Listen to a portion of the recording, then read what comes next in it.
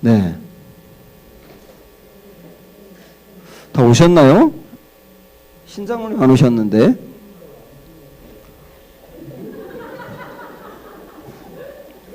시험을 보고 시작을 했으면 좋겠는데. 거의 끝났어요?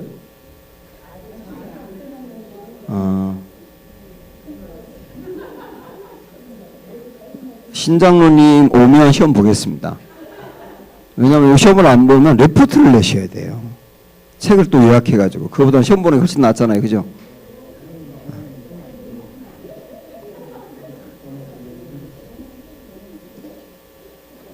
네.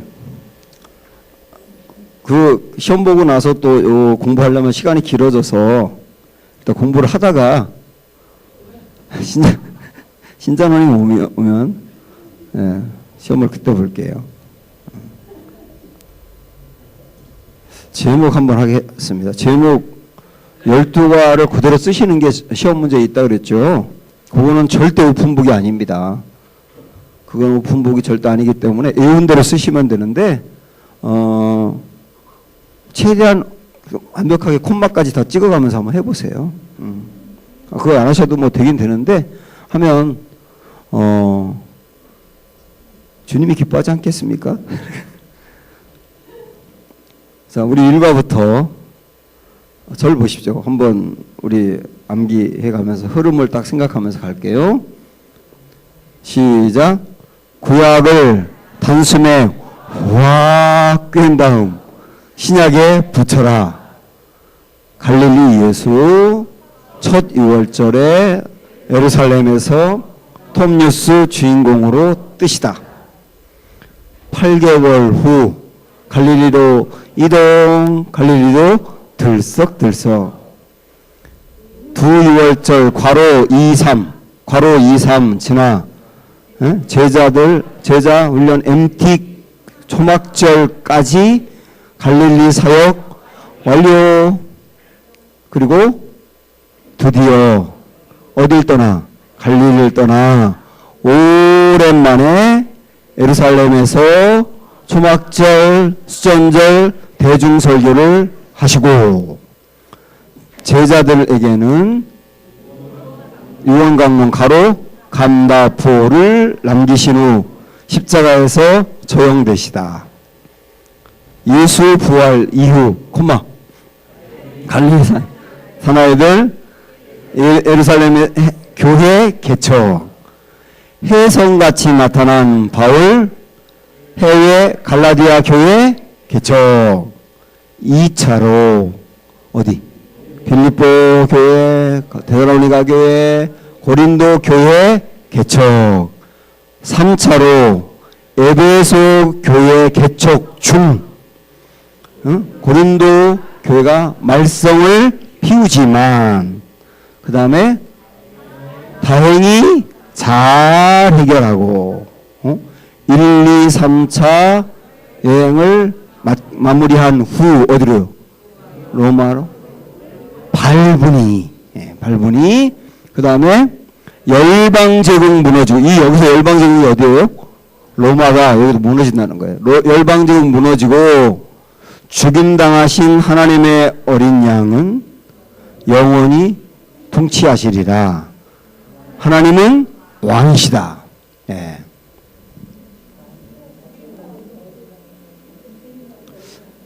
오늘 배우는 분량은 공동서신이에요.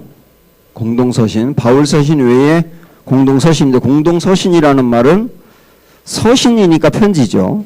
그런데 여러 사람이 있었다 하는 의미로 공동서신. 한 사람의 저자가 아니고 여러 저자들이 쓴 서신서를 배운다 그랬어요. 공동서신이 뭔지 한번 볼까요? 야고보서, 유다서, 베드로 전후서, 히브리서, 요한 1서, 2서, 3서, 요한계시록까지 보겠습니다. 그래서 오늘 이 도표를 보시면 요거로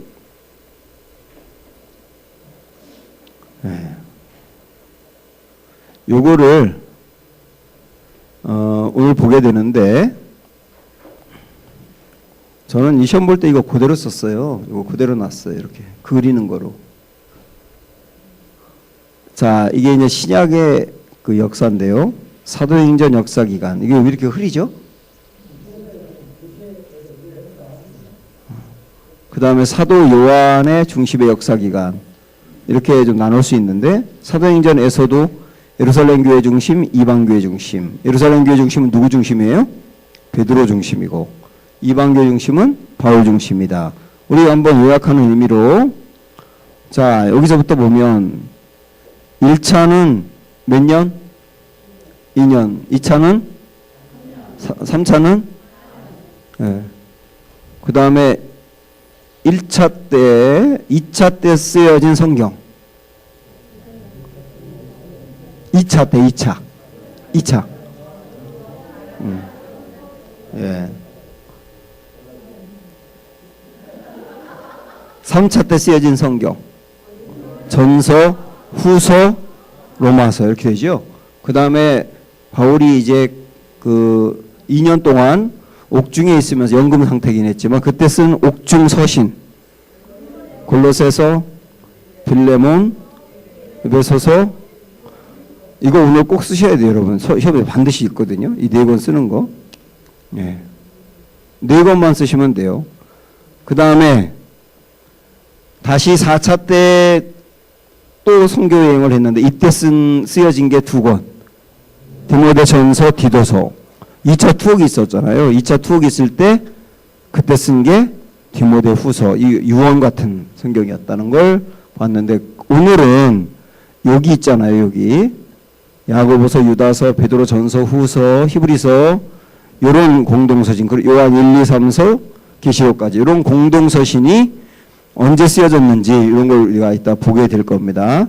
그러니까 이렇게 넓은 기간 동안 쓰여졌고, 요한이 쓴 서신들은 이쪽에 90년이 넘어가면서 마지막에 쓰여진 거거든요. 요거를 보게 됩니다. 신장훈님 오셔서 시험을 볼게요. 신장훈님 기다렸어요. 자, 시험 본 거 뭐 다 잘 쓰셨기 때문에 여기서 다 구체적으로 말씀을 드릴 필요는 없을 것 같고요. 한 번만 쭉 그냥 드시면서 들으세요. 성경의 두 난제는 다 잘 쓰셨고요. 6월절 예수님 사역 연결하는 것도 다 잘하셨고, 성전 청결 사건 때 강조하신 것은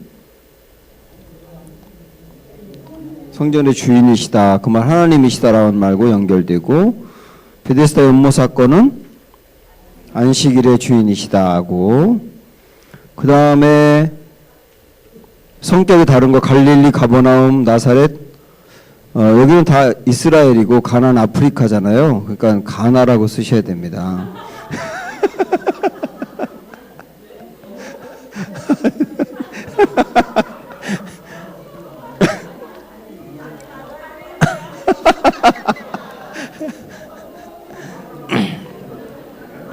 우리 조순자 원사님 가나로 쓰셔가지고 가나안 아프리카니까 가나로 썼겠구나 이렇게 생각을. 갈릴리는 도 개념이고, 그죠? 가버나움, 나사렛, 가나안은 갈릴리에 있는 도시들이니까 그런 차이를 좀 이해했느냐 묻는 내용이었어요. 세례 요한은 심판의 메시지인데 예수님은 구원과 영생의 메시지였다는 거. 가이사라 빌립보 MT에서 강조한 거는 기독론, 그죠?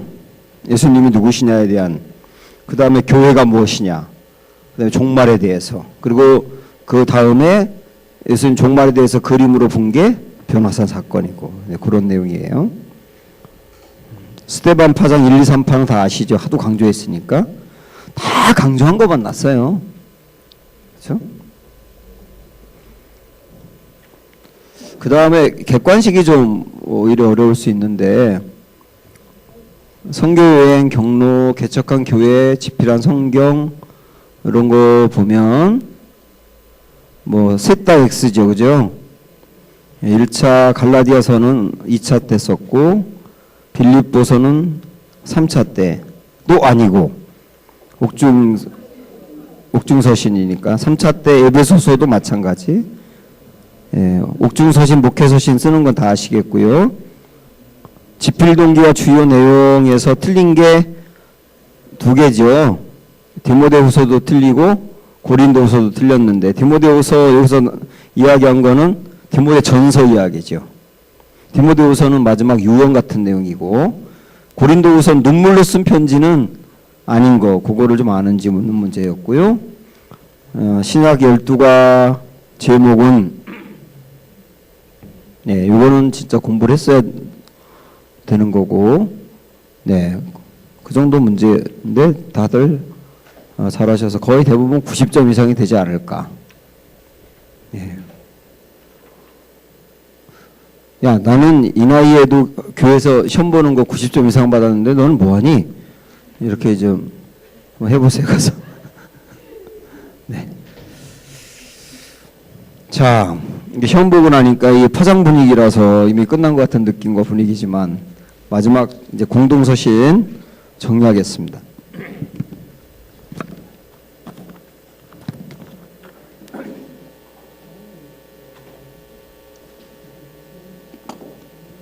그 지난번 목요반에서 12번 문제 수정할 사항이 있으면 좀 얘기해 달라고 할 때 지은정 집사님이 목사님이 너무 멋있어서 빛이 나가지고 쳐다볼 수가 없으니까 얼굴을 좀 가려주면 안 되겠냐, 이런. 그래서 좀 고민을 많이 했는데 그 요구를 좀 들어주기가 어려워서 그게 좀 답답한 심정이라는 거는 좀 말씀드리고 싶고요. 자, 오늘의 포인트 보시면, 오늘은 이제 3개의 포인트인데요. 예수행전, 사도행전, 바울서신 위에 공동서신 요한계시록 끼워 넣기. 이게 도표로 신약 전체를 그림으로 볼 수 있느냐, 요걸 얘기하는 겁니다. 그거를 좀 간단히 짚겠고, 공동서신을 공부하고 마지막에 요한계시록 공부하는 이런 순서로 진행이 될 겁니다. 자, 읽어볼게요. 바울은 결국 참수되어 돌아가셨다는 설이 있습니다. 하여튼 그도 죽었습니다. 사실상 바울 서신이 끝나면서 신약의 스토리는 마감된다고 봐야 합니다. 예수 사건 이후 이어지는 사도행전, 그리고 열방으로 이어지는 스토리가 결국 신약의 줄거리이기 때문입니다. 특히 사도행전의 사건들 속에서 쓰인 바울 서신들이 얽혀 있어서 그것을 이해하는 일이 난제였는데, 드디어 우리는 그것을 정복했습니다. 이게 난제 두 번째를 해결했다는 거죠. 그러고 보니 신약 성경에서 흐름이 끊어졌네요.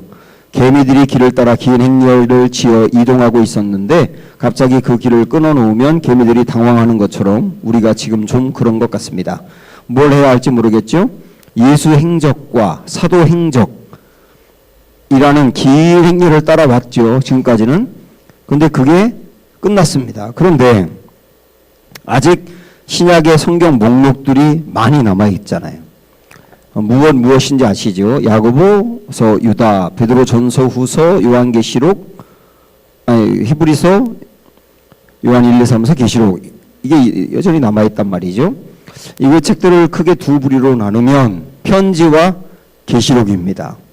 그런데 사실은 계시록도 7교회에 보낸 편지이기 때문에 이것도 편지의 성격이라서 전체 서신서라고 이해를 해도 될 수 있겠다, 뭐 그런 얘기입니다. 밑으로 내려와서 그동안 사도행전과 거기 연결되어 있는 서신서를 유기적으로 공부한 밑그림이 있기 때문에 그 위에 공동서신을 정돈하면 재미있을 것입니다.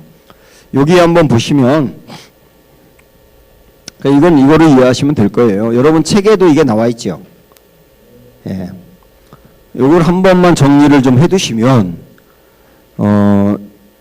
바울서신뿐만 아니라 공동서신, 복음서까지, 사도행전까지 한번 쭉 정리하시고 이 내용을 성경에 어딘가에 붙이고 다녀보세요. 그러면 신약을 한눈에 볼 수 있기 때문에 굉장히 유익할 거예요.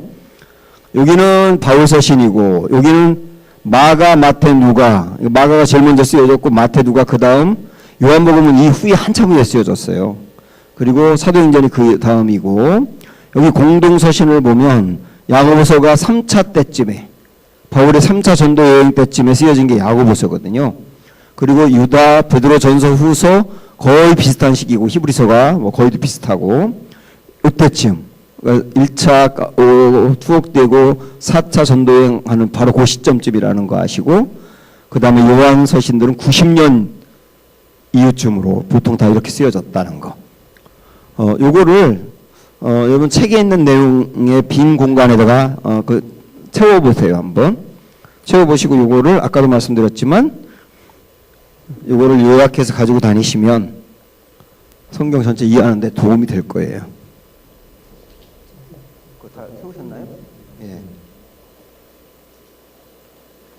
이정호 선생님 먼저 세우셨어요?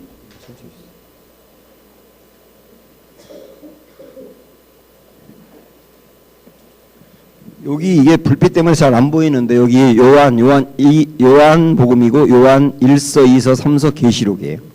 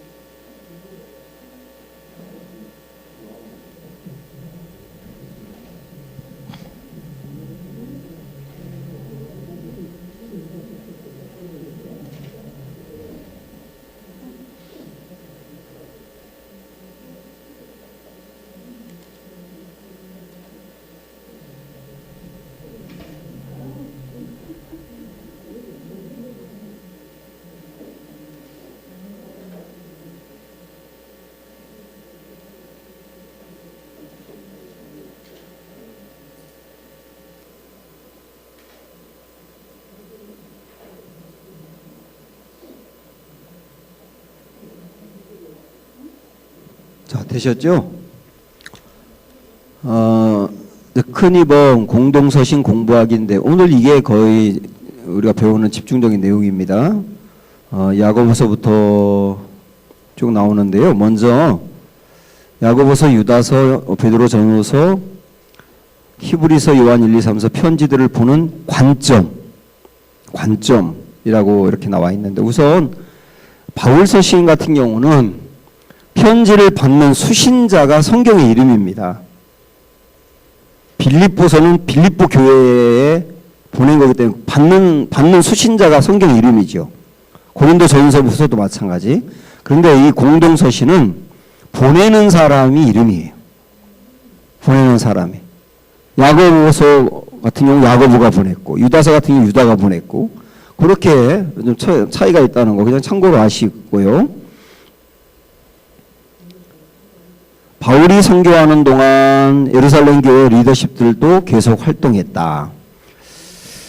우리는 그 사도행전을 바울 중심으로 추적을 해갔기 때문에 바울만 전도를 하고 선교를 한 것으로 생각을 하지만 사도들도 계속했다.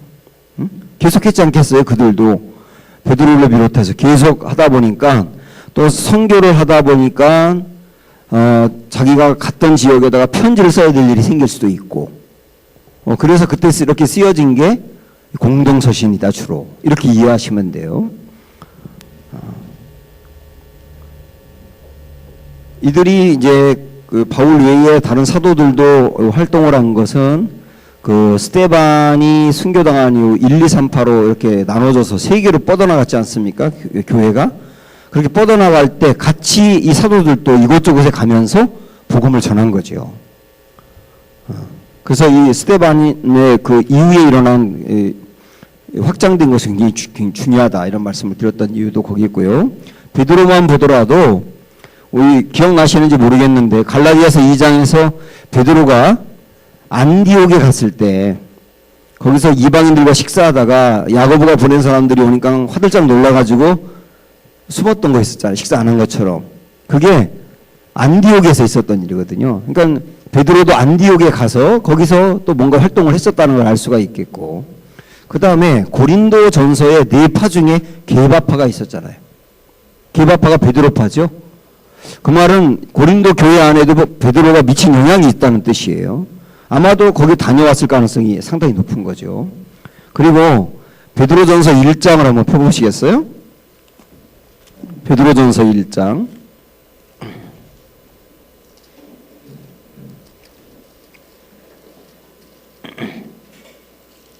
자, 신약 377쪽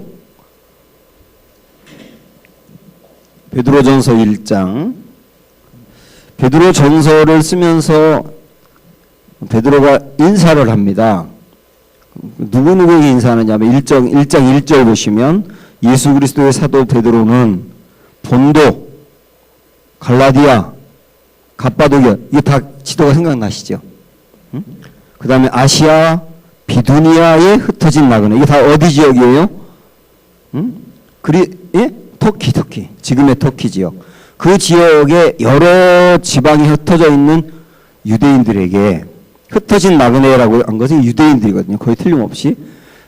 그들에게 편지를 보냈다. 그 말은 아마도 베드로가 이런 지역들을 다녔을 가능성이 많다.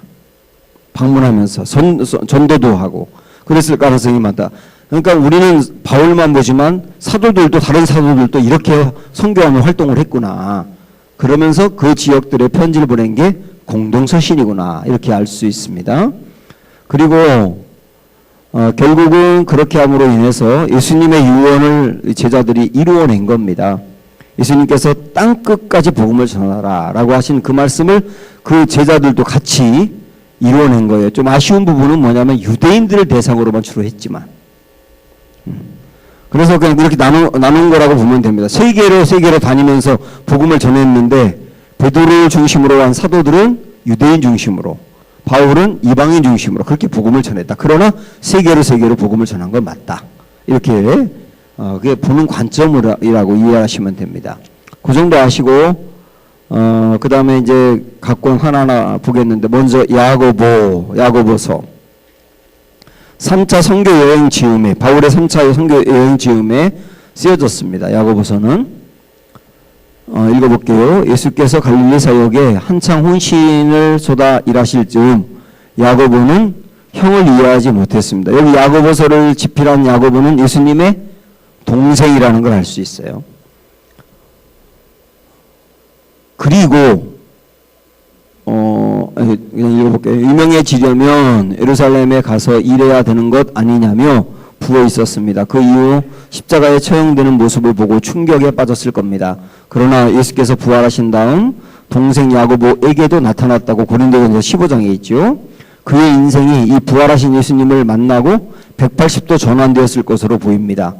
예수 승천을 목격하고 다락방에 모여 오로지 기도에 힘쓰며 예수 진리의 의미를 이해하기 시작합니다.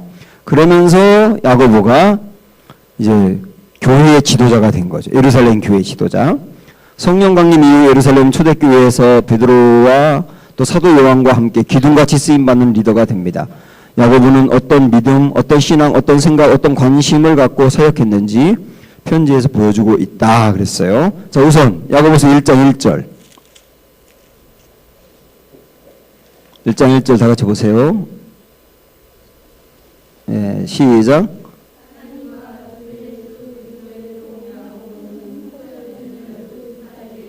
흩어져 있는 12지파에게 이 편지를 보냈다. 그럼 이게 누구를 얘기하는 것 같습니까? 흩어져 있는 12지파.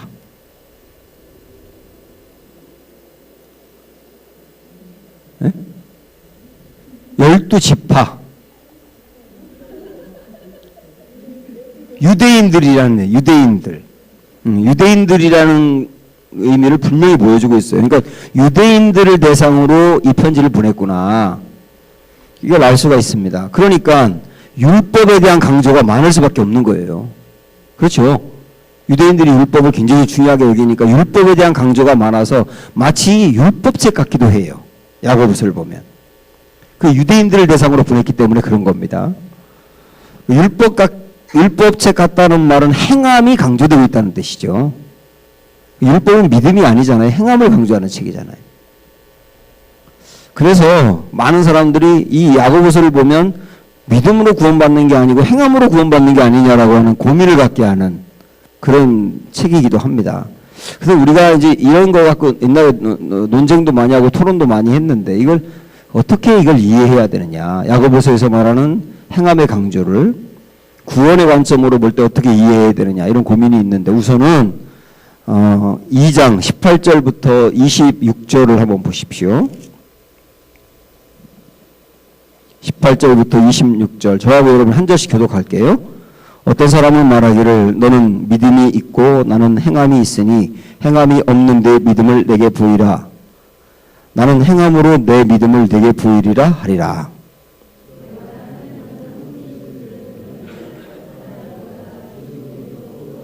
아, 허탄한 사람아, 행함이 없는 믿음이 헛것인 줄을 알고자 하느냐.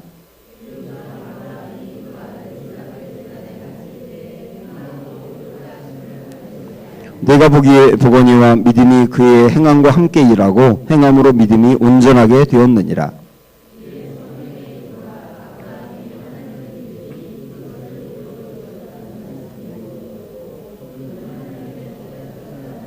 이러보건대 사람이 행함으로 의롭다 하심을 받고 믿음으로만은 아니니라.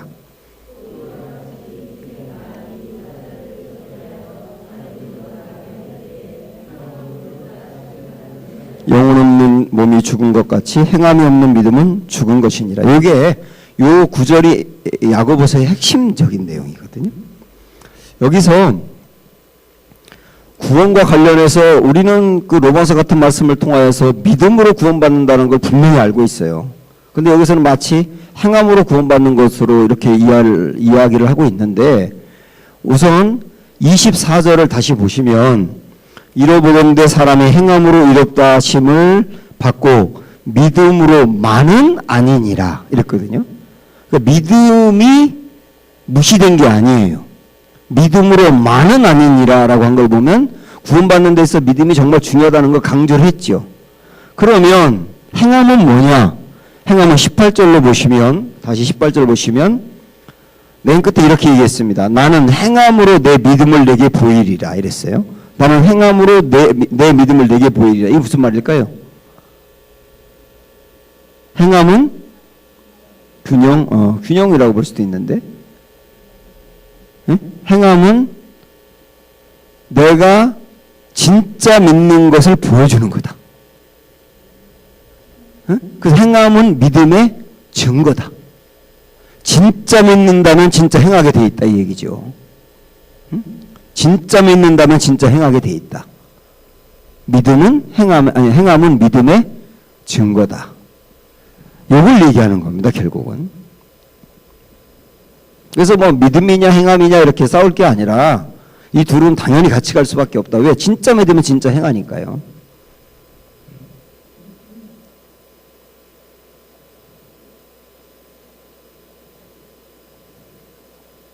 그것을 당위성으로 얘기하는 그게 요 부분의 핵심이에요.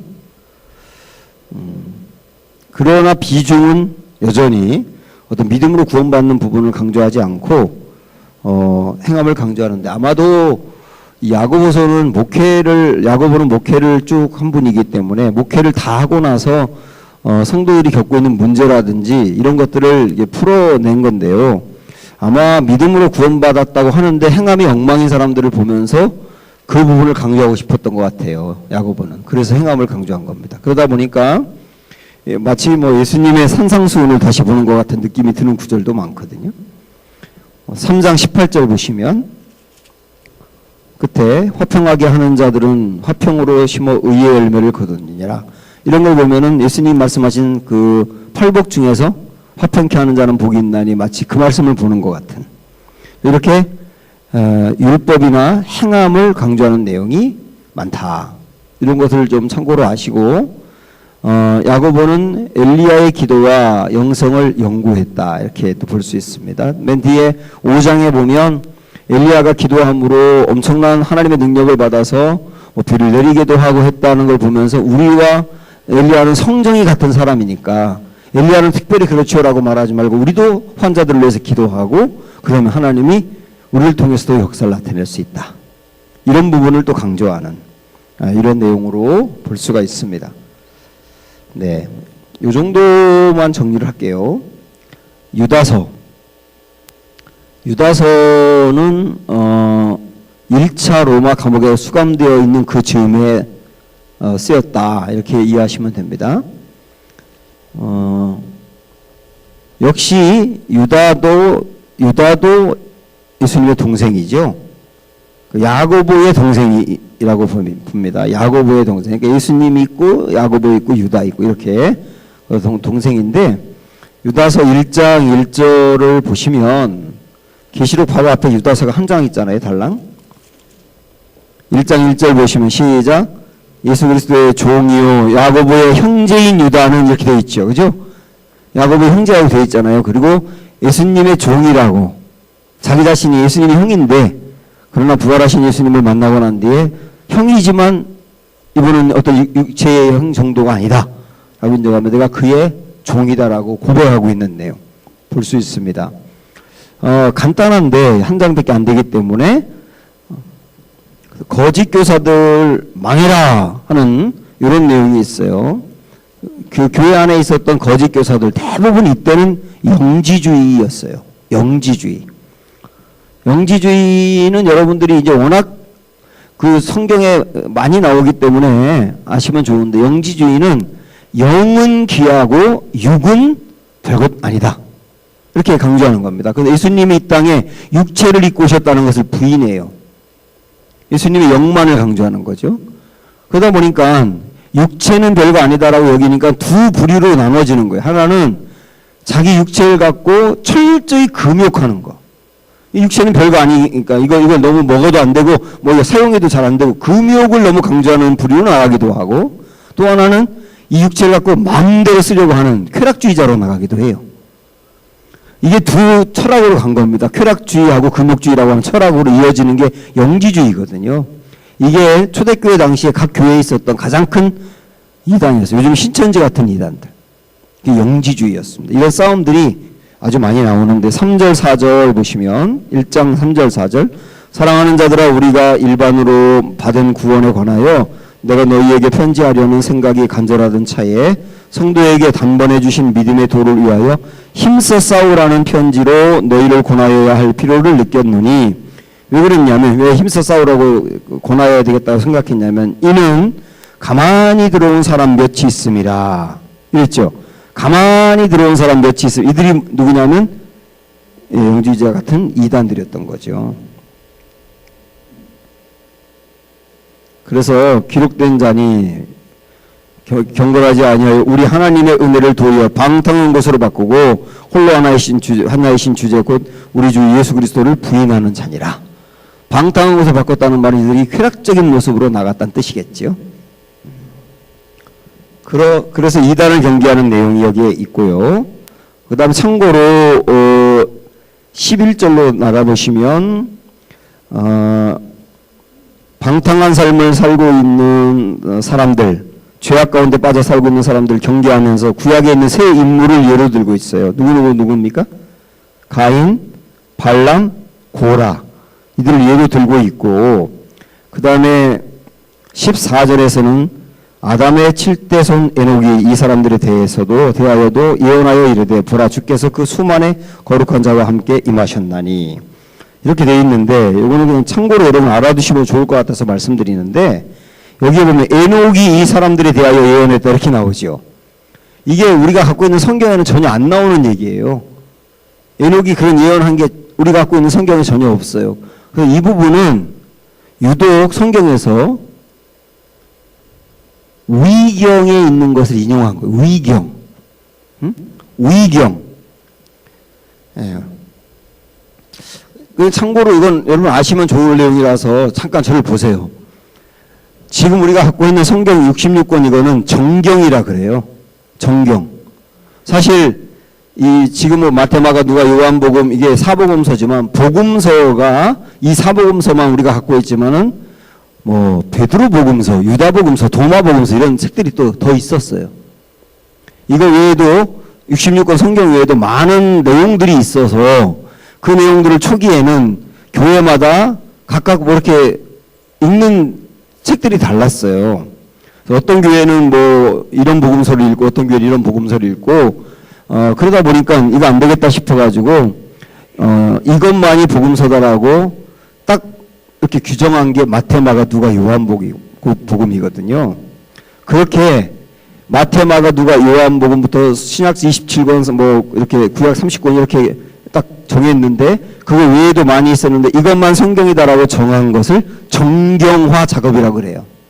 이것만이 정경이야. 이것만이 바른 성경이야.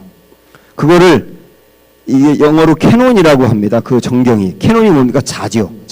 자를 딱 가지고 어떤 규정을 갖고 이렇게 쟀더니 이 성경만, 이것만 성경이다. 그렇게 정한 거예요. 그런데 초대교회 당시에 교회 안에서 정경으로 들어와 있는 걸 외에 읽었던 것들을 뭐라고 말하냐면 외경이라 그래요. 그래서 외자가 이 바깥 백과 외라고 합니까? 뭐라고 합니까? 이 외자를.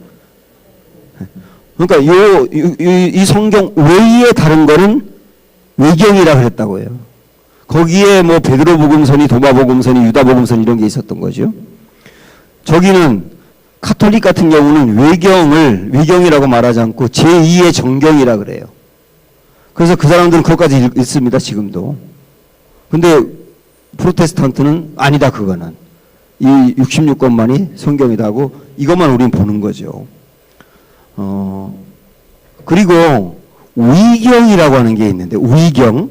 이 위자가 거짓 위선 할 때 그 위자 있죠. 그런 위자를 쓰는데요. 그 위경이라 그러는데 이거는 우리가 배웠던 신구약 중간기 400년 동안 그때 무수히 많은 작품들이 그 문서들이 나왔어요. 이 사람들이 쓴 문서들. 그 문서들이 이렇게 읽혀졌는데 주로 유대인들이 다 쓴 문서들인데 그런 문서들을 위경이라 그럽니다. 응? 근데 위경이라 그래서 다 거짓된 내용만은 아니지만 그러나 그 성경에 들어오지 않은 거죠. 그 중에 하나가 에녹서라는 게 있어요. 에녹서, 에녹 1서, 에녹 2서가 있는데 그 에녹서에 있는 내용을 유다서가 인용한 거예요. 이 내용을. 성경에 다른 이렇게 성경 외에 다른 거 인용한 게 거의 없는데 여기만 유독 위경에 있는 내용을 인용했다. 이거는 참고로 그냥 아시면 되겠습니다. 무교반은 이거 말씀 안 드렸는데 여러분은 질문할까봐 김명수 권사님 질문할까봐 얼른 베드로전서 후서 보시면 베드로 세례 요한의 제자였죠. 세례 요한의 메시지를 들었던 갈릴리 어부였는데 그러나 범사에 종교성이 많은 사나이였죠. 그가 예수행전 행적 속에 드러난 좌충우돌 캐릭터는 엄청나게 다양합니다. 그래서 그에 대한 정보는 수도 없이 많고요. 예수혁명 정부가 들어설 것을 꿈꾸며 조국을 사랑하는 민족주의자로 살아온 이야기들입니다. 그러던 중 그가 예수님을 만나게 되고 그 다음에 예수님을 통하여 목양을 위임받게 되고 사도행전의 초기 리더가 되며 예루살렘 초대교회를 목회하는 분으로 그분의 또 설교가 사도행전에도 있고 뭐 이런 내용이 쭉 우리가 알고 있는 내용이 나와 있는데 그가 만난 예수님에 대하여 그리고 복음에 대해서 강조하는 게 베드로 전서 후서다. 이렇게 이해하시면 되고요. 밑으로 쭉 내려와서 특히 보세요. 특히 예루살렘 교회 수장인 베드로가 아나토리아 반도 일대에 흩어져 있는 그리스도인들을 대상으로 편지를 썼다. 터키 지역이다. 터키 지역에 있는 이들을 대상으로 편지 쓴 내용이 베드로 전서 후서다. 이 정도까지만 알고 넘어가시면 됩니다. 자, 베드로 전서를 약간 더 구체적으로 보면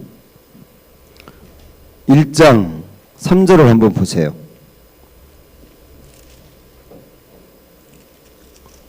1장 3절 시작. 우리 주 예수 그리스도의 아버지 하나님을 찬송하리로다.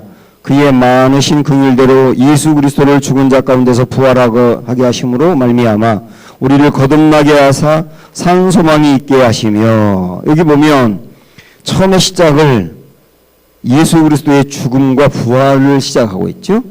그리고 그분이 하나님의 아들이라고 하는 것, 예수님이 누구신지, 그 다음에 그분의 죽음과 부활, 요거의 복음의 핵심이거든요. 예수님 하나님이시다, 구원자다, 그분은 십자가에 돌아가셨지만 부활하셨다. 이게 복음의 핵심인데, 이 복음의 핵심으로 출발하는 게 베드로전서입니다. 그러다가 이제 앞부분에서 복음의 핵심을 강조한 다음에 쭉 그렇게 강조하다가 13절로 넘어가 보면 그 다음부터는 이렇게 출발하죠. 그러므로 너희 마음에 허리를 동이고 근신하여, 이러면서 삶과 행함을 이야기하고 있습니다. 그러니까 베드로도 바울 서신처럼 앞부분에서는 복음의 내용을 이야기하고 그 다음에 복음의 내용을 이야기한 다음에는 그렇게 복음을 받아들인 성도가 이렇게 살아야 한다는 삶을 이야기하지 않습니까? 이것도 똑같은 구조로 돼 있어요. 그렇게 삶을 강조하고 있다. 그러면서 특별히 베드로전서 부분에서 특별히 강조하는 것은 고난에 대한 문제거든요. 그러니까 이 편지를 받는 대상들에 따라서 강조하는 바가 다른데, 이 고난에 대한 강조가 많다는 것은 베드로전서를 받는 그 터키 지역의 성도들이 이때 당시에 많은 박해를 받고 있었다는 뜻이겠죠. 그러니까 고난에 대한 강조가 있는 게 당연하지 않겠습니까? 그래서 여러분 그렇게 이해하시면 돼요. 베드로전서는 고난에 대한 강조가 많다는 거. 그렇게 쭉 강조를 하고 있고, 그래서 3장 넘어가서 한번 14절 보시면 3장 14절, 그러나 의를 위하여 고난을 받으면 복 있는 자니, 이렇게 쭉 나와 있지 않습니까? 고난에 대한 강조. 고난이 있다고 하면서 견뎌라고 하는 겁니다. 결국은 박해니까요. 견디는 길밖에 없지 않습니까? 그 다음에 4장 1절로 넘어가서도 그리스도께서 이미 육체의 고난을 받으셨으니 너희도 같은 마음으로 갑옷을 삼으라. 이는 육체의 고난을 받는 자는 죄를 그쳤음이니. 이게 육체의 고난이라고 하는 것은 그들을 육체를 물리적으로 가둔다거나 매질을 한다거나 이런 고난이 있는 거, 그리스도가 당했으니 너희들도 당하는 게 마땅하다고 여기라. 그러니까 이 성경에서는 고난을 강조하면서 거의 견디라고 강조를 하고 있어요. 이때 당시에 고난이 박해니까요. 박해니까. 고난은 박해인데 견디지 않고서는 배교지 않습니까? 그러니까 견디라고 강조할 수밖에 없지요. 그리고 5장으로 넘어가면 목양을 하고 있습니다. 마치 디모데 전서 후서 디도서를 보는 것처럼 베드로도 목회라고 있는 어떤 그 후배들이라든지 제자들에게 이 내용을 보내면서 이렇게 목회라라고 강조한 게 5장입니다. 5장에다가 우리 목양이라고 쓰시면 돼요. 2절 보시면 너희 중에 있는 하나님의 양무리를 치되 억지로 하지 말고 하나님의 뜻을 따라 자원함으로 하며 더러운 이득을 위하여 하지 말고 기꺼이 하며 맡은 자들에게 주장하는 자세를 하지 말고 양무리에 본이 되라 하면서 목양을 얘기하고 있지 않습니까? 그런 내용으로 베드로전서가 구성이 되어 있다. 그렇게 보시면 되고요. 그 다음에 베드로후서는 마치 디모데후서 같은 느낌이 듭니다. 디모데후서가 바울에게 어떤 느낌이었죠? 옷을 가지고 그말도 있고 왜고 고되고 죽기 직전에 유언 같은 내용이었죠. 그때 말씀드렸지 않습니까? 디모데후서는 바울의 유언 같은 말씀이다. 베드로후서도 베드로의 유언 같은 말씀이다. 그렇게 이해하시면 돼요. 14절, 1장 14절, 15절 보실까요? 1장 14절, 15절.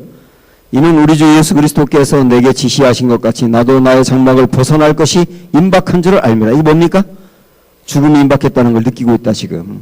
내가 힘써 너희로 하여금 내가 떠난 후에라도 어느 때나 이런 것을 생각나게 하려 하노라 하면서 죽음이 임박하기 때문에 유언같이 쓴다고 강조하고 있는 겁니다. 그게 베드로후서입니다.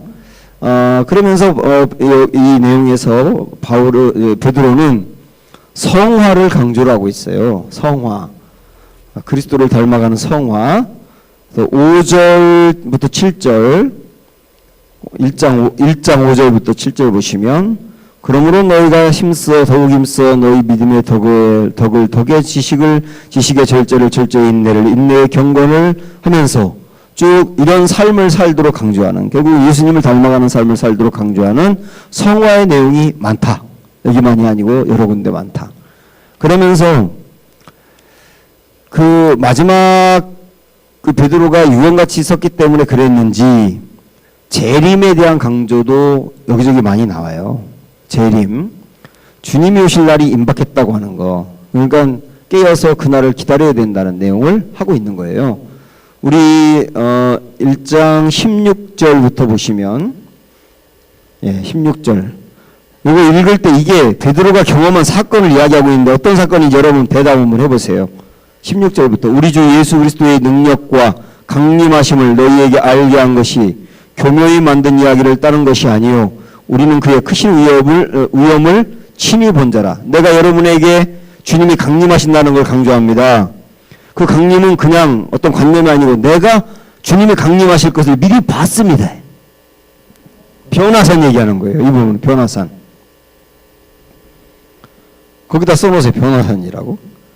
그 17절 보시면 지극히 큰 영광 중에서 이러한 소리가 그에게 나기를 이는 내 사랑하는 아들이요 내 기뻐하는 자라 하실 때에 그가 하나님 아버지께 존귀와 영광을 받으셨느니라. 이때 보았던 변화산에서 보았던 예수님의 모습이 앞으로 강림하실 예수님의 모습을 미리 본 거죠. 그걸 봤기 때문에 고난이 있지만 주님 강림 분명히 있다. 내가 봤다. 나 그래서 미리 본 그 강림을 마음에 확신하며 주님 오실 날까지 고난을 견딜 수 있고 내 믿음을 지킬 수 있다. 여러분도 그렇게 해라. 이렇게 하는 내용이 베드로후서의 핵심인 거예요. 유언같죠? 그죠? 네, 그 다음에 거짓 교사들 이단들에 대한 경계, 아까 유다서 같이 똑같이 베드로후서에도 있고요. 그러면서 마지막 종말에 대한 얘기를 자꾸 하다 보니까 그랬는지 베드로후서 3장에서는 주님의 재림을 갈망하라고 하는 내용인데 마치 요한계시록을 보는 것 같아요. 12절부터 보시면 하나님의 날이 임하기를 바라보고 간절히 사모하라. 그날에 하늘이 불에 타서 풀어지고 물질이 뜨거운 불에 녹아지려니와 우리는 그의 약속대로 의가 있는 곳인 새하늘과 새 땅을 바라보도다. 마치 계시록을 보는 것처럼 새하늘과 새 땅을 갈망하는 그날을 기다리라고 권면하는 그런 내용이에요. 이 새하늘과 새 땅이 정말 좋은 표현인데 신천지 그런 새끼들이 쓰는 바람에 이것이 우리가 쓰기가 참 민망해졌어요.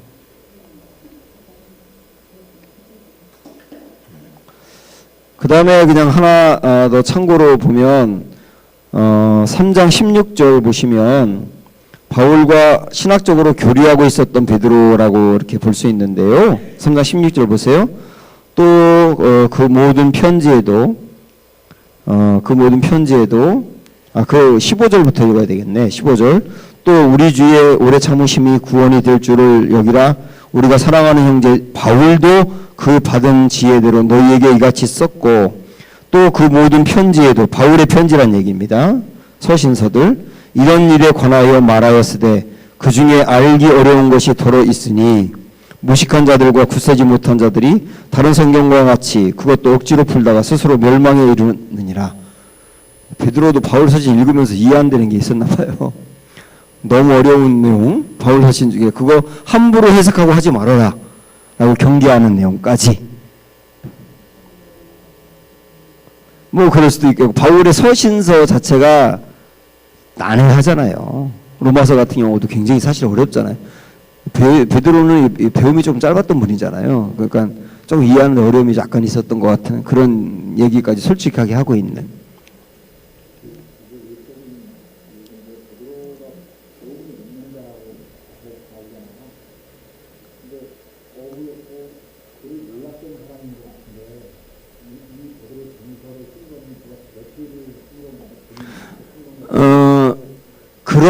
사람이었는데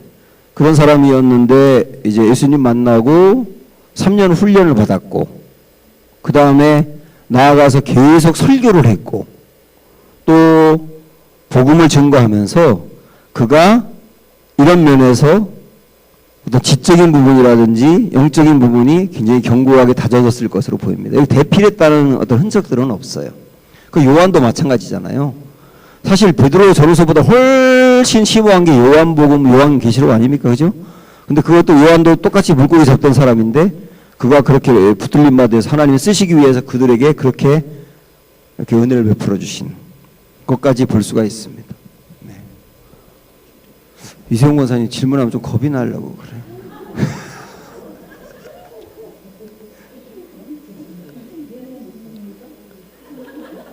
그럼요. 좋은 질문이죠. 지난주 뭐라고 그러죠? 응? 자, 중요한 히브리서를 봅니다. 히브리서는 굉장히 중요합니다. 히브리서는 공동서신 중에 유일하게 저자의 이름이 안 써 있어요. 누군지 모르겠어요. 누군지 모르기 때문에 어떤 분들은 바울이 쓴 거 아니냐 이렇게 주장하는 분도 있는데 그러나 이게 문체라든지 표현 같은 게 전혀 바울과 같지는 않습니다. 그 누군지 모르겠어요. 그 명시를 안 했고 1장 1절부터 보시면 옛적의 선지자들을 통하여 여러 부분과 여러 모양으로 우리 조상들에게 말씀하신 하나님이 그래서 예수님 얘기를 그냥 1장 1절부터 그냥 가버리고 누가 썼다는 얘기도 전혀 안 하고 그래서 좀 답답하긴 한데 그러나 히브리서라고 돼 있죠. 히브리서. 히브리인들에게 주었다는 말씀이죠. 히브리인들이 유대인들이잖아요. 그래서 이거는 유대인들에게 예수님을 증거하려고 했구나. 목적이 아주 명백합니다. 유대인들에게 예수님을 증거하려고 했구나. 그럼 여러분들이 유대인이라고 하면 여러분은 유대인들에게 편지를 쓴다 그러면은 뭐를 강조할 수밖에 없을까요? 예수님을 강조하긴 해야 되는데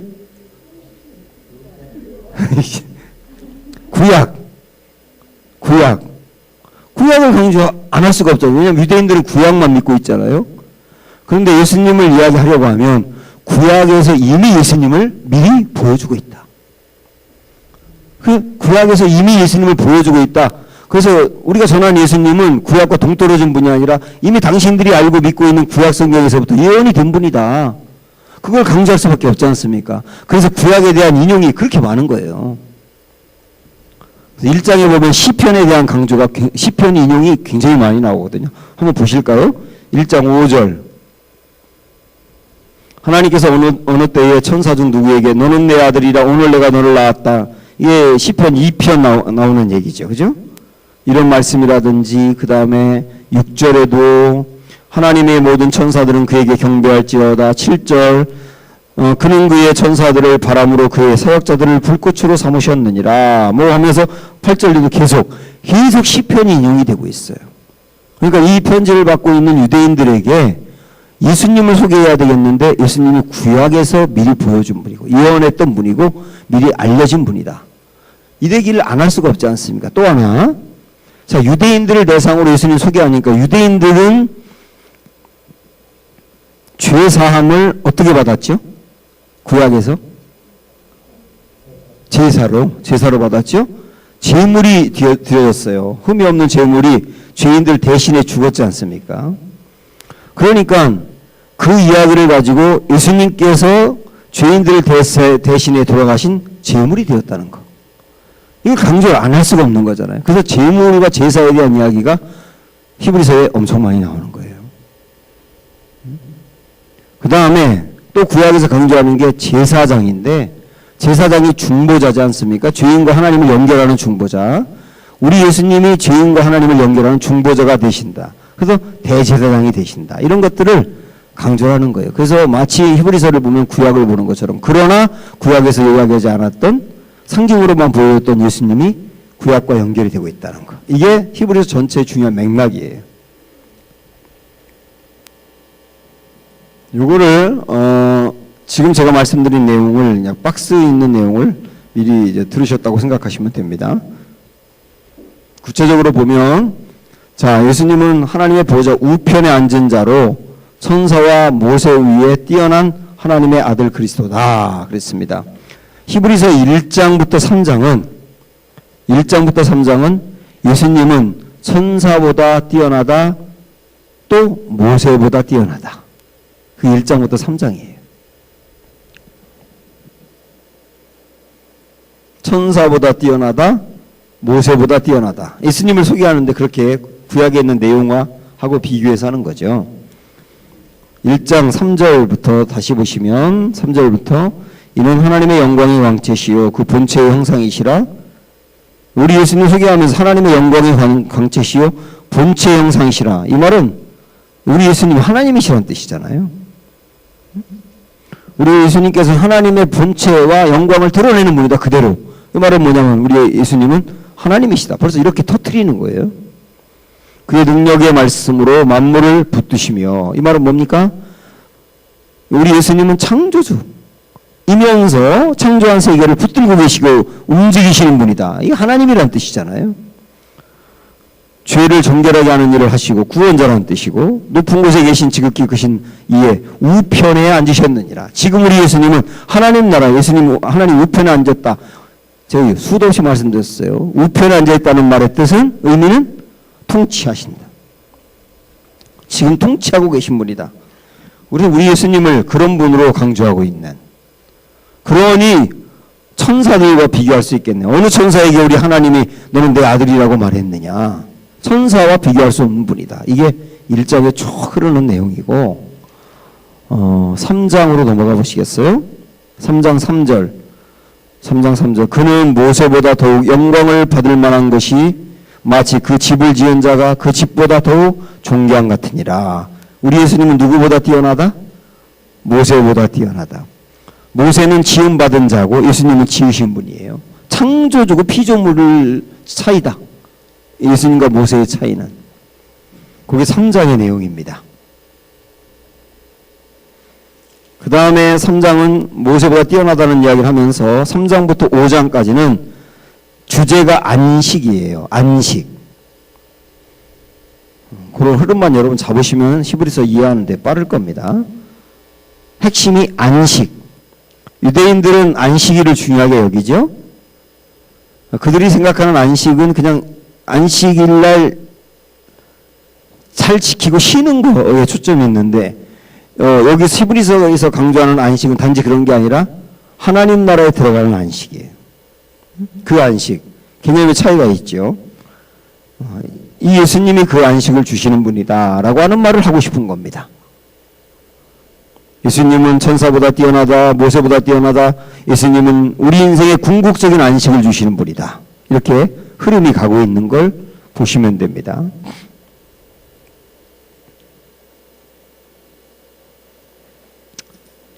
그 다음에 4장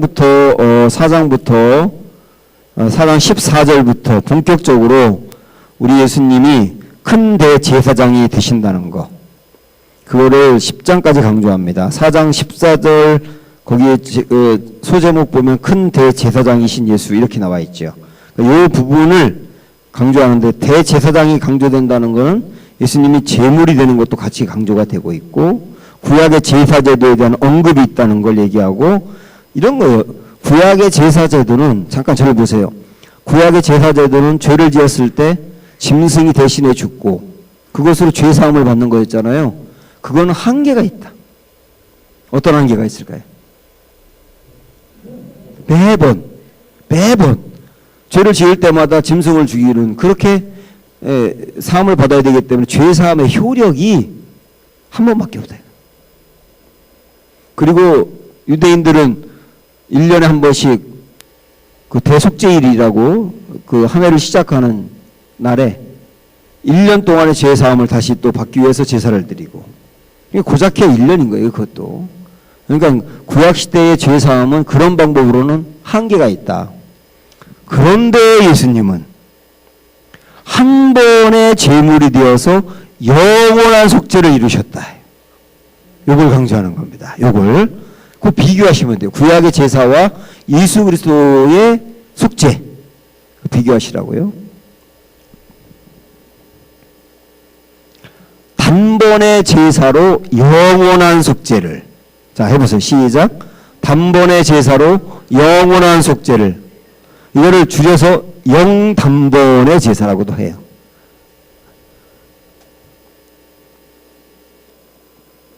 그게 핵심이죠, 여기서. 그래서 우리 예수님을 통한 그 속죄는 완벽한 거다. 한 번 예수님을 믿는 것으로 완벽하다. 그리고 이 속죄는 완벽해서 영원한 거다. 영원한 거다. 하나님 나라 갈 때까지 그 이후까지도 영원히 보장되는 속죄다. 그래서 우리가 예수를 믿어 구원받은 것은 사라지지 않는다는 게 너무 여기도 명백하잖아요. 영원한 속죄라고 했으니까요. 그래서 유대인들에게 당신들 한 번밖에 효력이 없는 그 방법으로 계속 속죄 받을 거냐? 예수님이 이렇게 오셨는데 이러는 거고요. 또 하나는 뭐냐면 그 말씀의 굉장히 중요한 부분은 이런 거예요. 구약의 그 제사, 제물이 죽어서 그것으로 제사함 받는 그 제사는 앞으로 온전한 제사가 올 것을 미리 보여준 그림자에 불과하다는 거예요. 그림자. 그런데 그림자에 불과했던 구약의 제사 방법이 이제는 예수님이 오심으로 그림자는 사라지고 실제가 왔지 않느냐. 그런데 왜 여태껏 그림자 붙들고 있느냐 그 얘기죠. 마치 이렇게 볼 수 있어요. 요즘은 그런 게 없는데 우리 옛날에 펜팔 같은 거 고생해 보셨어요? 펜팔? 네? 펜팔 모르는 사람하고 편지 주고받고 사진 보내고 그런 거. 네? 황 교사님도 이시영 교사 만나기 전에 어지간히 하셨을 것 같아 보니까 그 펜팔을 이렇게 주고받는데 편지를 주고받으면서 편지 읽는 것만으로도 사랑이 싹 트죠. 응? 이렇게 근데 사랑이 싹 트다 보면 나중에는 사진 하나만 보내주실래요? 그러지 않겠어요? 사진 그중 잘 나온 거 하나 보낼 거 아닙니까? 그러면 그 사진을 보고서 사랑을 키워가는 거예요. 그러다가 나중에는 만나죠. 필연적으로 우리 만납시다. 자, 그래서 두 사람 사진 보고 사랑하던 사람이 이제 만났어요. 실체를 만났다고. 실체를. 사진은 그림자였거든. 근데 실체를 만났는데도 사진 보고 얘기하면 이 바보 쪼다잖아요. 이 사람은. 실체를 만났는데 왜 그림자 보고 있냐고. 그거 똑같은 얘기예요. 구약의 제사는 그건 궁극적으로 온전한 제사가 아니고 앞으로 온전한 제사를 미리 보여주는 그림자였던 거다. 그 온전한 제사는 우리 예수님이 이루신 거다. 온전한 속죄를. 그 예수님이 이미 이루셨는데 왜 여태껏 그림자 붙들고 있느냐. 그거 버리고 예수님 믿어라. 이런 얘기를 이해가 되시죠? 그게 히브리서의 상당히 중요한 부분이라고. 그렇죠. 아직까지 그림자 붙들고.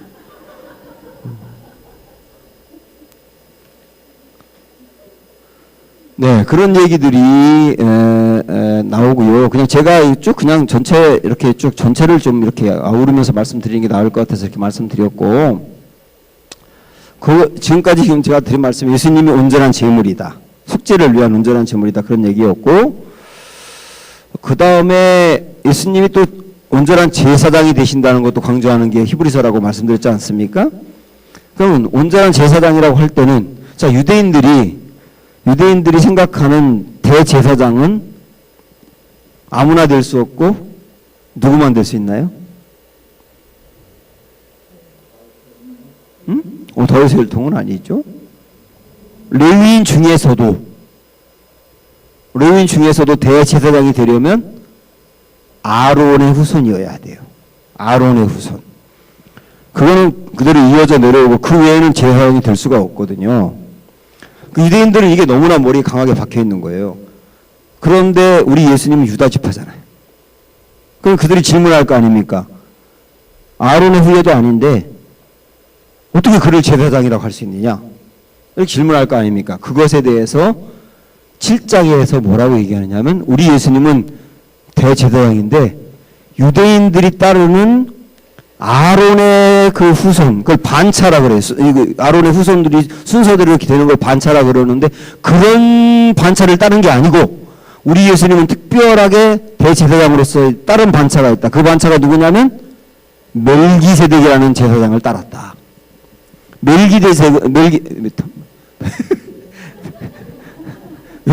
멜기세덱은 하나님의 특별한 제사장이다.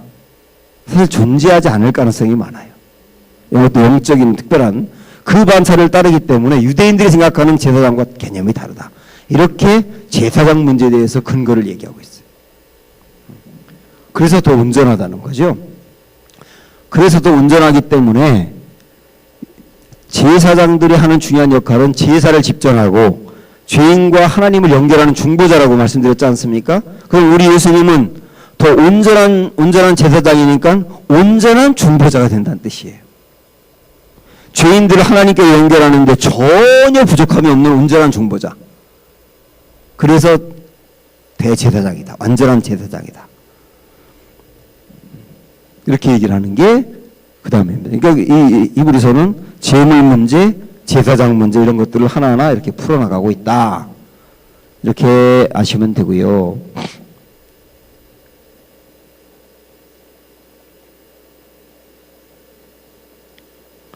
그리고 11장으로 넘어가면 그게 이제 10장까지 쭉 내용이라고 보시면 되고 11장 넘어가면 우리가 잘 알고 있는 믿음장이죠. 근데 요 히브리서 11장의 믿음장에서 핵심은 구약의 그 훌륭한 인물들 11장에서 소개하고 있는 인물들은 뭘 얘기하느냐면 이런 걸 얘기합니다. 그들은 예수님을 미리 보고 믿었다는 거예요. 이게 여러분 이해가 되세요? 노아가 예수님을 믿었다. 이해가 되세요? 다윗이 예수님을 믿었다. 이해가 안 되잖아요. 그런데 히브리서 11장은 그렇다고 얘기합니다. 그러면 뭐로 봤느냐? 믿음으로 봤다. 믿음으로 봤다. 보이지 않는 분인데 믿음으로 보고 따랐다. 그래서 그 예수님을 믿음으로 보고 따르며 순교도 했던 거고 자기 인생을 드렸던 거다. 그게 11장에서 이야기하는 핵심이에요.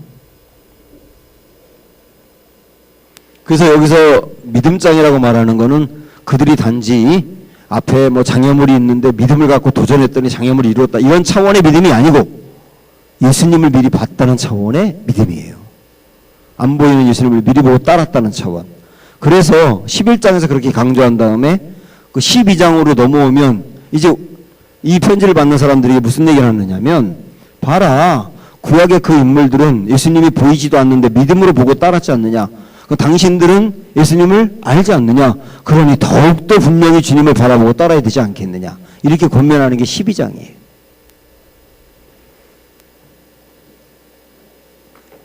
그러면서 그 예수님은 지금 하나님 나라 우편에서 계시지 않느냐. 우편에 계시고 그분이 통치하시는데 당신들 그 예수님을 더욱더 분명히 믿고 따라야 되지 않느냐. 이렇게 얘기하는 거라고요.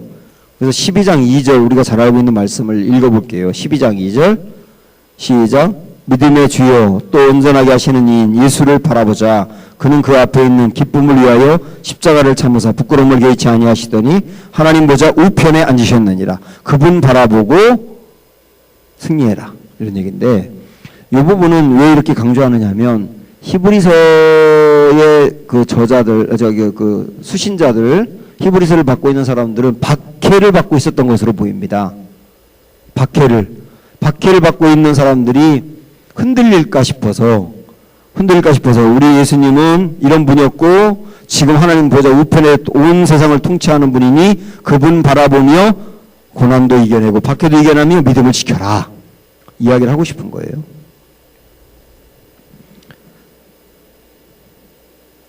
그래서 잠깐 저를 보시겠어요?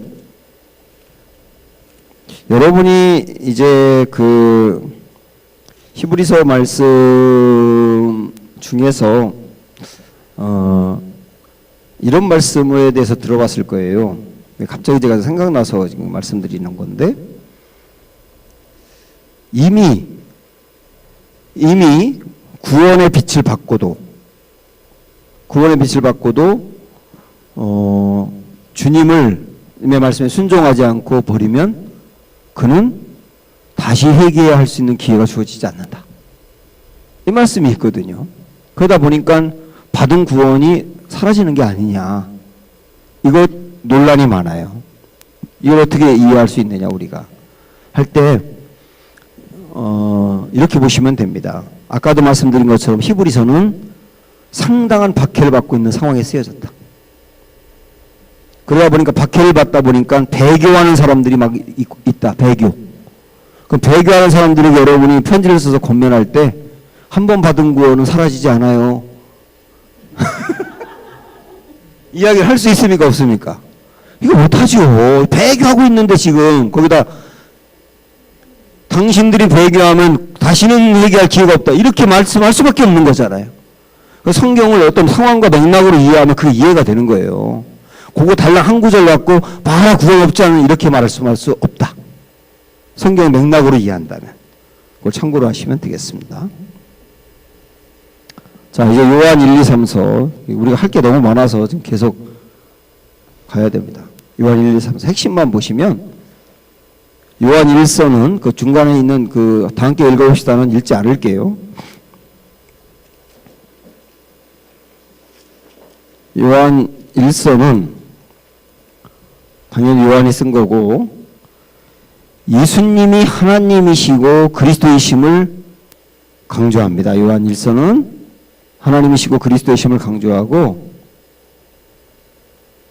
있는데 그래서 마치 요한 1서 앞부분을 보면 요한 복음을 보는 것 같아요. 요한 복음을. 우리 1장 1절부터 보세요 한번. 1장 1절 시작. 태초부터 있는 생명의 말씀에 관하여 여기서 말씀이 누굽니까? 예수님이죠. 요한복음 1장에도 태초에 뭐가 계시니라고 그랬어요? 말씀이 계시냐. 그 말씀이 누굽니까? 예수님이죠. 여기도 똑같이 말씀을 예수님이라고 말하고 있다. 예수님을 말씀으로 표현하고 있다. 말씀을 로고스지 않습니까? 그러면서 같으니까요. 예. 그리고 이어서 보면 말씀에 관하여는 우리가 들은 바요 눈으로 본 바요 자세히 보고 우리의 손으로 만진 바라. 그 다음에 예수님을 이 생명이 나타나신 바 된지라고 생명이라고 표현합니다. 말씀이라고도 표현하고 생명이라고도 표현하는데 요한복음에 생명이란 말이 얼마나 많이 나옵니까? 그죠? 영생하는 생명. 여기도 똑같이 말하고 있다. 그 다음에 7절 넘어가 보면 그가 빛 가운데 계신 것까지 예수님을 빛으로 표현하고 있는데 요한복음도 예수님을 빛으로 표현을 많이 하고 있죠. 이런 맥락으로 보면 마치 요한복음을 읽는 것처럼 요한일서도 똑같이 강조하고 있다. 누구를? 예수님을 뭐라고? 말씀이라고 생명이라고 빛이라고.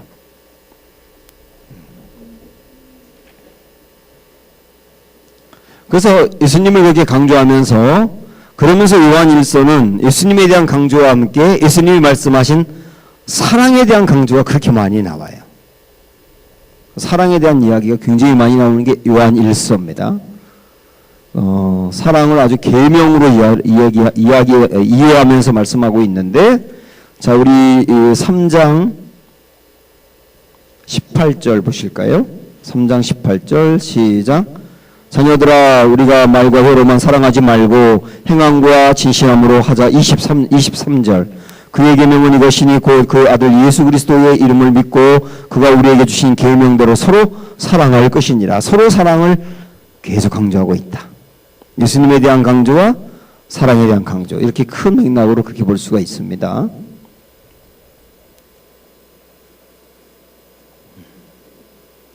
당연히 또 예수님의 재림을 기다리는 내용도 여기 나오고요.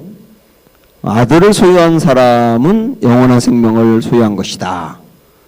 예수님에 대한 강조는 예수님은 생명이니까, 당연하지 않습니까? 예수님이 생명이니까 그 아들을 소유했다면 예수님 안에 있는 생명도 같이 소유한 거다. 그래서 예수님처럼 영생하는 거다.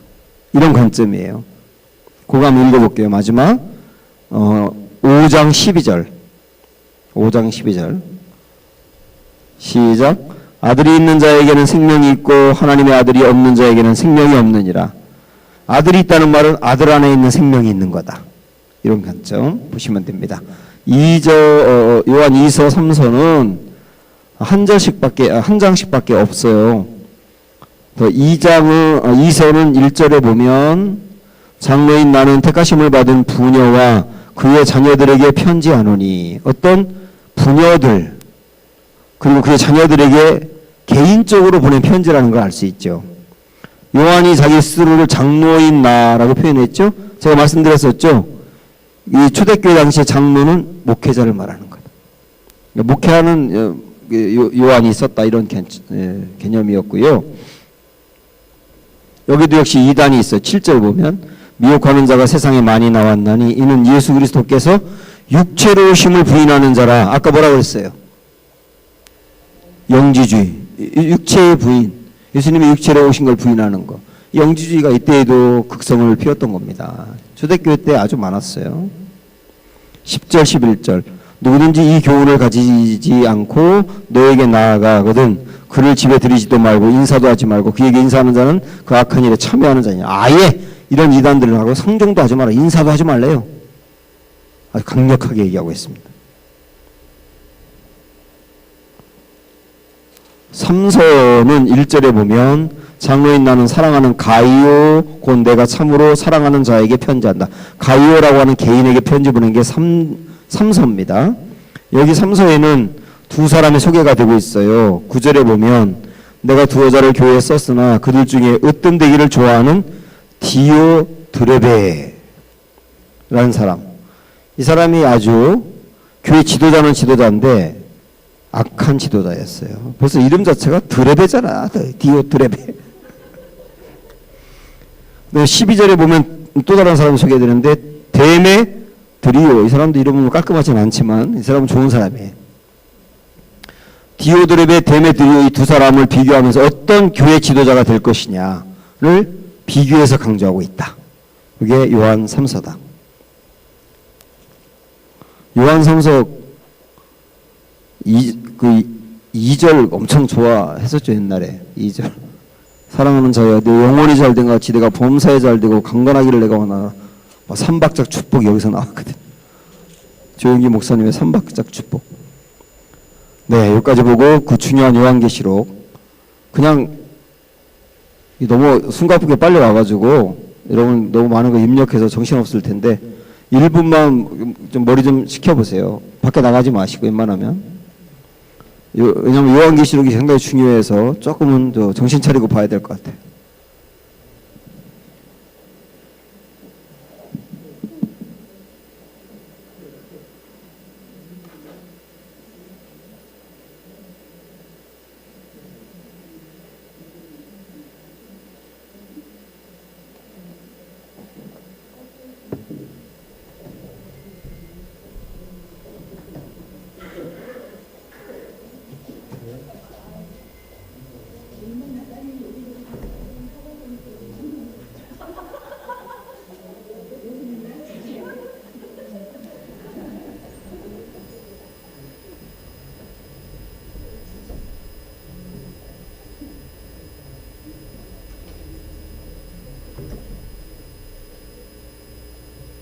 제가 조만간 히브리서하고 요한계시록을 요한계시록을 한번 제대로 공부를 게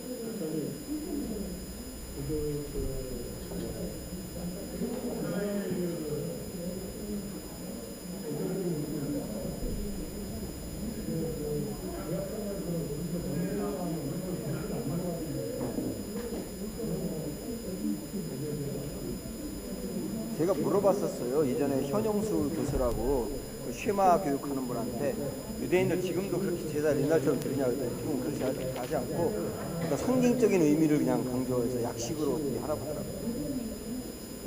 그렇게 옛날같이 막 짐승 잡아주는 게 아니라.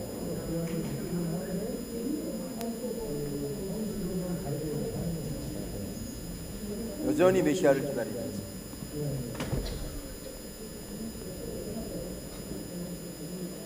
근데 이스라엘 이스라엘 안에 유대교를 믿는 사람이 35%밖에 안 돼요.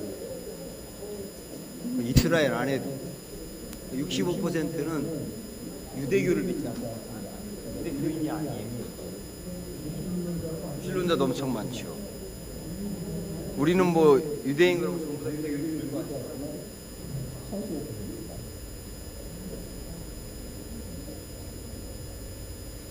자, 준비되셨나요? 요한계시록.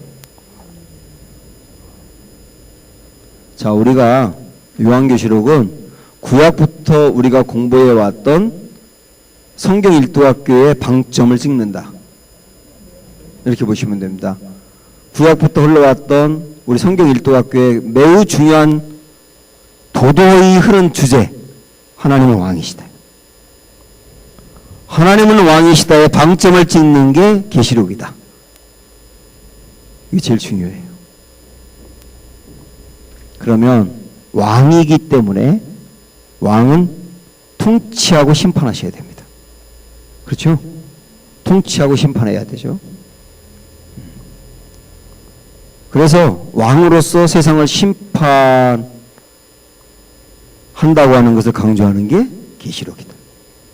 그래서 세상을 심판하는 왕으로서 주님의 모습을 보여줌으로 인해서 하나님이 왕이심을, 예수님이 왕이심을, 하나님이 왕이심을 똑같아요. 예수님이 하나님이시니까 그거를 명백히 보여주는 거다. 이렇게 이해하시면 됩니다. 이 요한계시록을 여러분이 보실 때 요한계시록은 예언서죠. 우리 구약의 예언서를 볼 때도 제가 강조를 했지만 예언서를 볼 때는 꼭 관점을 둘로 봐야 된다 그랬어요. 하나는 그때 당시에 어떤 의미가 있는 거다. 이 예언서가 쓰여질 때 당시의 의미가 하나 있다. 그리고 두 번째는 앞으로에 있을 일에 대해서 궁극적인 의미로 또 이해해야 한다. 두 가지를 꼭 붙으셔야 됩니다. 예언서를 이해할 때는. 그런 맥락으로 볼 때 요한계시록도 그때 당시의 의미가 있다. 그때 당시가 언제입니까?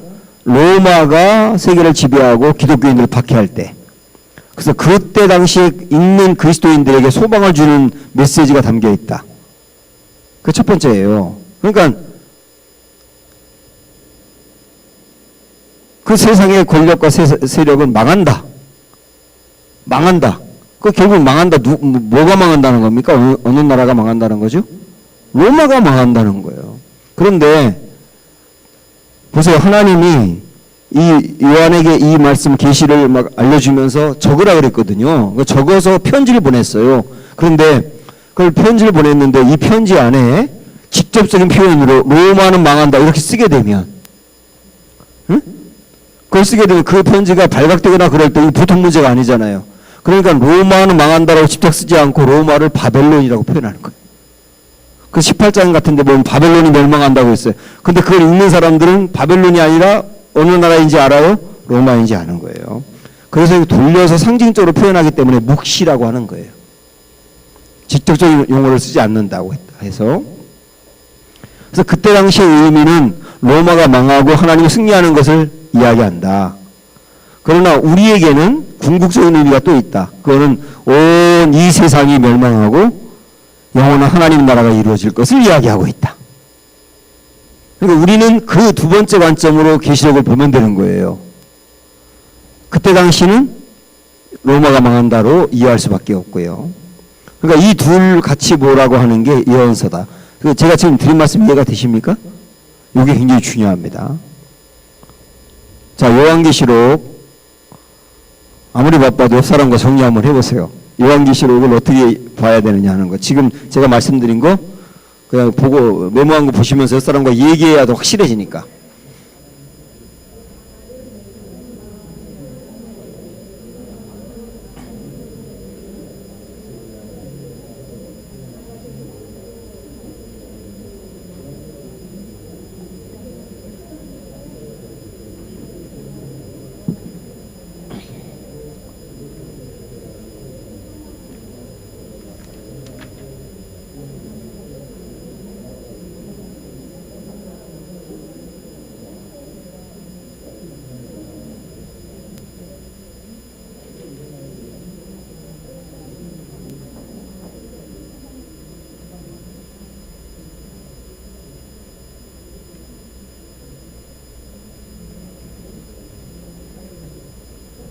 벌써 다 하셨어요? 이 큰 흐름을 잡으세요. 요한계시록의 큰 흐름, 지금 말씀드린. 자, 그러면서 1번 보실까요? 방가로 1번. 요한이 언제 어떻게 이 계시를 받았을까요? 그랬는데 언제냐면 도미티아누스 황제. 도미티아누스.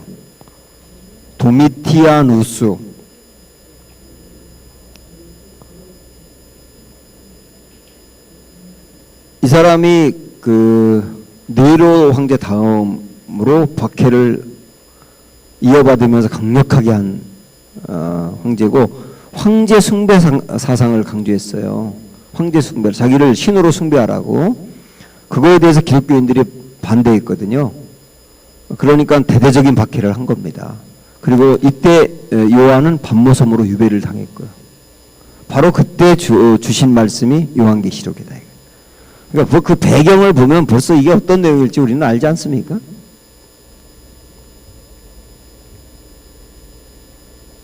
두 번째, 요한에게 이 계시를 주려고 계획하신 하나님께 감사하자. 요한에게 이 계시를 줌으로 지금 신앙생활하고 있는 우리들이 하나님 나라에 대한 소망을 분명히 품고 살 수 있도록 해주셨으니 요한계시록이 있는 게 얼마나 좋으냐. 요한계시록은 박해받고 고난받고 이 세상을 살아가고 있는 성도들에게 진짜 소망을 주는 메시지거든요. 세 번째, 요한계시록 내용 해석하기보다는 보이는 대로 보면 된다. 이게 중요해요. 옛날에 요한계시록 하면 뭐 666은 뭐 바코드가 666이라는 둥 뭐 EU의 뭐 의장이 뭐 666이라는데 5만 가지 이상한 막 그 해석을 했는데 그렇게 보시면 안 됩니다. 요한계시록은. 겁먹어서 그렇죠?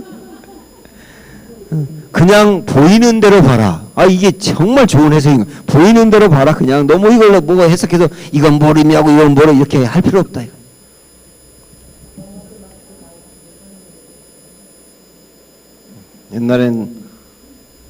옛날엔 성도님들이 잘 배우질 않아가지고 목회자들이 마음대로 했어요.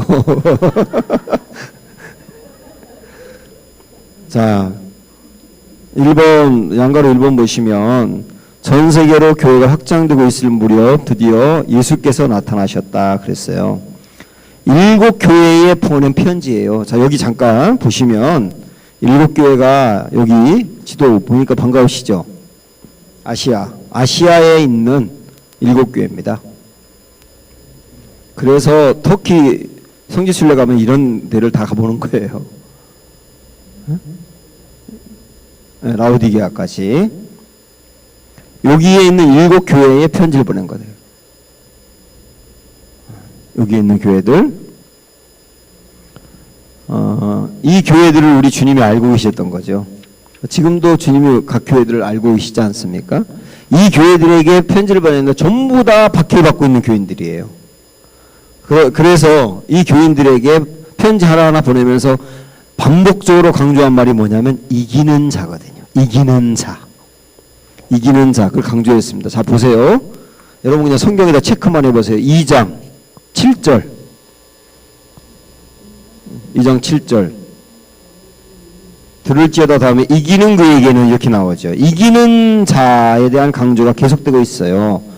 11절 보시면 밑에 줄에 이기는 자는 둘째 사망의 해를 받지 않는다.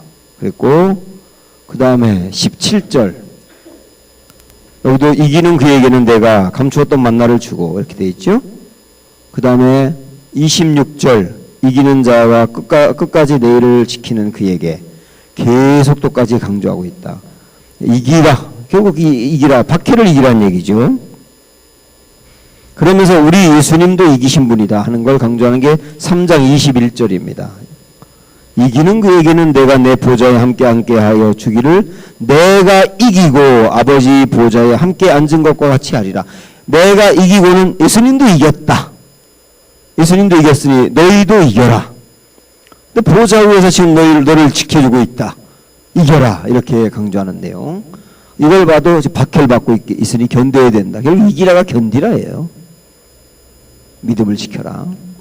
그렇게 얘기한 다음에 4장 5장은 그렇다.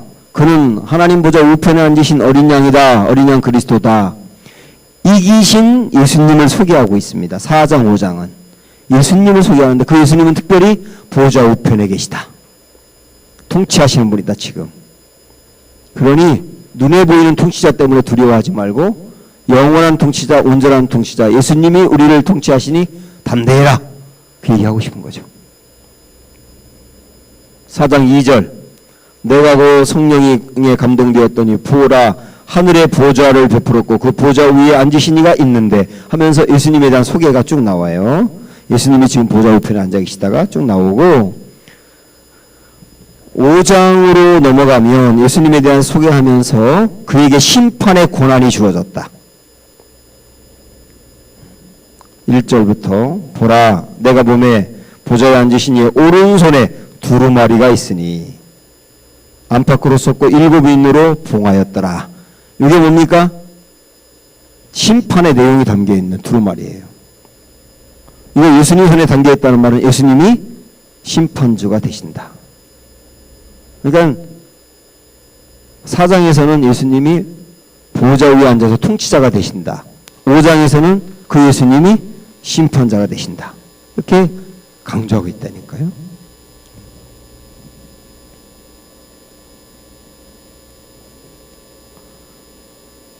그러면서 그 다음에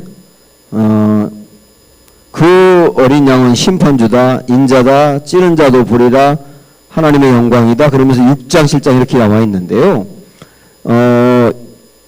여기서 여러분께서 계시록을 볼 때 예수님이 심판자로서 심판을 베푸는데 그 심판이 크게 3개의 형태로 나타나요. 7인. 인이 뭡니까? 도장이죠. 도장 찍은 거를 하나하나 열 때마다 심판이 나타나는 거예요. 하나하나 7인. 이게 이제 6장에 나옵니다. 6장 7인 심판. 그런데 이 아주 독특한 그 맥락인데, 자 보세요. 여기 잠깐 보세요. 도장을 하나 열고 둘 열고 셋 열고 넷 열고 다섯 여섯 번째 7번째 열었을 때 7번째 딱 열었을 때 7번째 여니까 그 다음 2번째 심판으로 이어지는 거예요. 그게 7 나팔 심판이거든요. 천사가 나팔 한 번 불 때마다 2번 불 때마다 심판이 또 나타나요. 그러니까 7번째 인을 열었을 때는 7 심판으로 이어진다고요. 그러면 7번째 나팔을 불었을 때는 또 뭐로 이어지느냐 하면 7 대접 심판으로 나오는 거예요. 7 대접. 그게 계시록의 굉장히 중요한 이 맥락입니다. 심판의 맥락. 7인, 7 나팔, 7 대접. 7번째 열 때마다 나타난다. 그게 하나씩. 그 다음 단계로. 그래서 7인 심판은 6장부터 나오고 그 다음에 7 나팔 심판은 8장부터 그리고 7 대접 심판은 16장부터예요. 요거만 딱 적어놔도 굉장히 이해하는데 좋을 겁니다. 구조를 이해하는데 다시 한번 첫 번째 어떤 심판? 7인 7번째 인을 뗐을 때 그 다음 나타나는 게 뭐라고요? 7 나팔 7번째 나팔을 불었을 때는 7 대접으로 이렇게 나간다. 그런데 또 하나 이 흐름에서 7인을 뗄 때마다 하나하나 뗄 때마다 심판의 강도가 세집니다. 응? 갈수록 심판의 강도가 세져요. 그런 구조로 돼 있다 하는 걸 아시면 훨씬 이해하는 데 빠를 거예요. 그냥 읽어서는 정말 이해하기 어렵거든요. 그래서 6장부터는 7인 심판이 나온다고 말씀드렸고 7장에 넘어가면 14만 4천이 나오죠. 14만 4천. 이 14만 4천의 숫자가 뭐라고 그랬었어요? 제가 지난번에 12 곱하기 12. 12 곱하기 12. 12 곱하기 12는 144죠. 거기에 1000을 곱해서 14만 4천인데 12가 구약의 12지파, 신약의 12사도거든요. 구약의 12지파, 신약의 12사도. 그래서 14만 4천이라는 말은 신구약에 구원받은 사람 전체를 말하는 거예요. 그게 상징적으로 14만 4천인데 신천지 그런 새끼들은 14만 4천, 자기들만 14만 4천이라고 이렇게 말도 안 되는 얘기를 했죠. 구원받은 사람 전체를 말하는 거다. 14만 4천은. 8장부터는 7 이제 나팔 심판이 쭉 나온다 그랬고요. 그 14장까지 쭉 이제 이렇게 이어지는데, 이 그리스도께서 세상과 싸운다 이렇게 4번에 돼 있죠.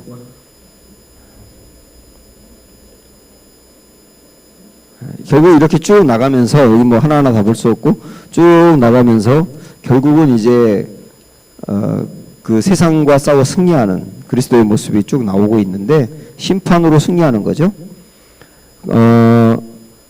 여러분께서 또 하나 그 12장으로 쭉 넘어가 보시면 12장에 여자와 용 나오죠. 여자와 용. 용이 많이 나오잖아요. 용. 용은 이때 당시에는 여자, 용, 그 다음에 짐승 이런 표현들이 있거든요. 짐승이란 표현도 그 다음 나오는데 13장에 가면 이게 다 로마 제국을 이야기하는 겁니다. 로마 제국 이렇게 상징적으로 바꿔서, 왜냐하면 직접 로마라고 하면 안 되니까. 그러나 그들이 결국은 망한다거든요. 다 망한다. 그러니까 로마가 망한다는 걸 이렇게 표현해 가고 있는 거예요. 여러분께 그렇게 보시면 되는 거예요. 그러면 그때 당시에는 로마 제국인데 우리에게는 그러면 이 세력들은 뭘까요? 사탄과 사탄의 조종을 받고 있는 세력들이죠. 예수 그리스도를 대적하며 성도들을 대적하는 그런 세력들. 이 세상에 반기독교적인 정서를 갖게 하고 그래서 무너뜨리려고 하는 그 세력들. 용은 사단이라고 말한다면 그 용의 지배를 받고 있는 여인이라든지 짐승 이런 것은 그 세력들을 말한다. 그들도 망한다. 결국 그거를 이야기하고 있다는 걸 크게 보시면 됩니다. 그러다가 결국은 15장 넘어가서 20장 되는 그 부분에서 로마 제국이 완전히 멸망할 것을 명백하게 말씀하고 있거든요. 그래서 18장으로 가보시면, 아까도 잠깐 제가 언급했던 부분 18장으로 가면 18장 거기 시작하는데 뭐라고 써있어요? 바벨론의 패망. 이 바벨론이 누구라고 했어요? 로마. 그리고 우리로 본다면 궁극적으로 악한 세상이죠. 세상 망한다. 2절 보세요. 2절 힘찬 음성으로 외쳐 이르되 무너졌도다 무너졌도다 큰 성 바벨론이여. 이 편지를 읽는 그리스도인들은 어떻게 생각했을까요? 로마도 망한다. 로마도 결국 망한다. 우리 믿음 지키면 승리한다. 이렇게 이해할 수밖에 없는 거죠. 이 말씀. 마치 이걸 보면 바벨론 의수되지 마라. 너도 망한다. 이렇게 했던 구약의 말씀이 생각나요.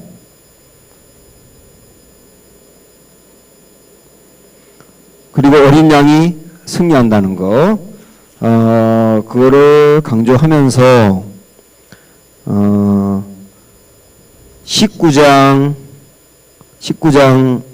9절로 가보시면 천사가 내게 말하기를 기록하라. 어린 양의 혼인잔치에 청함을 받은 자들은 복이 있도다. 끝까지 믿음을 지키고 바벨론에 박해가 있었지만 끝까지 믿음을 지킨 자는 예수 그리스도의 혼인잔치에 참여한다. 하나님 나라에 들어간다는 표현이죠. 그거를 19장에 강조하고 있고요. 11절 보시면 19장 11절 보시면 또 내가 하늘이 열린 것을 보니 보라 백마와 그것을 탄 자가 있으니 그 이름은 충신과 진실이라. 그가 공의로 심판하며 싸우더라. 백마를 탄 자가 누굽니까? 예수님이죠. 근데 이 신천지에서 또 이놈 새끼들 이만희가 백마 타고서 사진 찍고 뭐 자기가 그리스도라고 뭐 이렇게. 하여튼 웃겨요. 20장으로 넘어가면 20장 넘어가면 천년 왕국이라고 되어 있죠. 거기에 예수 그리스도와 함께 천년 왕국이 이루어진다. 그래서 여기서 말하는 천년이 꼭 천년이 아니에요. 그럼 천년 지난 다음에 또다시 뭔가 있나? 그게 아니에요. 영원한 나라를 이야기하고 있어요. 시간적으로 영원하다는 거. 우리 하나님이 하루가 천년 같고 그렇잖아요. 여러분께서 계시록을 좀 아는 분들은 전천년설, 후천년설, 무천년설 뭐 이런 거 중에 꼭 계시록을 얘기하면 그럼 목사님의 입장은 전천년설이에요, 후천 이렇게 물어보는 분들이 있어요. 그런 거 필요 없어요. 그렇게 따질 필요가 없어요. 그냥 영원한 나라에 산다. 이렇게 이해하시면, 간단하게 이해하시면 된다 이거죠. 보이는 대로 그냥 믿어라 이거. 보이는 대로. 21장 넘어가시면 1절에 또 새하늘과 새 땅, 여기 또 내가 새하늘과 새 땅을 보니 처음 하늘과 처음 땅이 없어졌고 바다도 다시 있지 않더라. 이런 걸 보면 하나님 나라가 지금 우리가 살고 있는 이 나라가 조금 좋아지는 게 아니에요. 이 나라와 전혀 상관없는 나라인 것이 분명합니다. 없어졌다 그랬죠. 없어졌다. 새로운 나라가 펼쳐지는 거다. 그 나라는 4절 보면 모든 눈물을 그 눈에서 닦아주시는 나라다 그랬고요. 22장으로 넘어가도 똑같습니다. 22장의 1절 보면 또 그가 수정같이 맑은 뭐를 줍니까? 생명수. 이 생명수를 마시면 어떻게 될까요? 영생하는 것이요. 그 다음에 2절 보면 길 가운데로 흘러돌아 강 좌우에 뭐가 있어요? 생명나무가 있어요. 생명나무에는 뭐가 있을까요? 과실이 있겠죠. 그거 먹으면 영생하는 거. 생명수와 생명나무, 이걸 마지막에 강조하는 것은 영생한다는 걸 강조하고 있는 거다. 그 나라에서 영생한다. 이 나라가 우리에게 펼쳐질 것을 명백하게 보여줬으니 이제 우리는 마지막 어떻게 하면 되느냐. 20절 마지막 읽어보세요. 피곤한 분도 이건 크게 읽으셔요. 시작. 이것들을 증언하시니가 이르시되 내가 진실로 속히 오리라 하시거늘 아멘 주 예수여 오시옵소서. 이렇게 딱 끝나는 게 계시록입니다. 고난당하는 이들에게, 박해받는 이들에게 주님 다시 오신다. 그 날을 대망하며 살자. 예수님 하나님은 왕이시다. 하나님 나라는 완성된다. 이렇게 계시록은 끝나면서 우리에게 소망을 주고 있습니다. 그래서 구약에서 시작했던 하나님 왕이시다가 계시록에서 방점을 찍고 있다. 하나님 왕이시다. 여기까지. 그 다음 읽지 않을게요. 네. 네. 마지막 성경 읽기 끝내 다 읽으시고, 구약 신약 사실 저도 뭐 얼떨결에 시작을 해서 뭐 어떻게 했는지 모르겠어요. 했는데 그러나 여러분께서 잘 끝까지 참여하셔서 수고하셨고 감사하고 앞으로 이 성경 읽기에 여러분 도움이 되셨으면 좋겠고 또 아직 이 일도학교 안 받은 분들이 너무나 많으니까 권면에서 2기 3기 받도록 시험 봐 시험 어려워 이런 얘기 절대 하지 마시고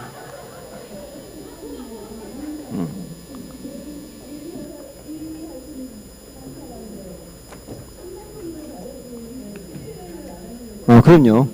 근데 요거는 여러분 또 다시 이제 들어보셔도 괜찮아요. 이렇게 하시기 바라고. 네. 자, 고생 많으셨습니다. 제가 기도하겠습니다. 하나님 아버지, 이 귀한 성경 1도학교를 우리에게 주시고 하나님의 말씀을 더 깊이 연구하며 배우며 알게 하신 것을 감사합니다. 하나님은 왕이십니다.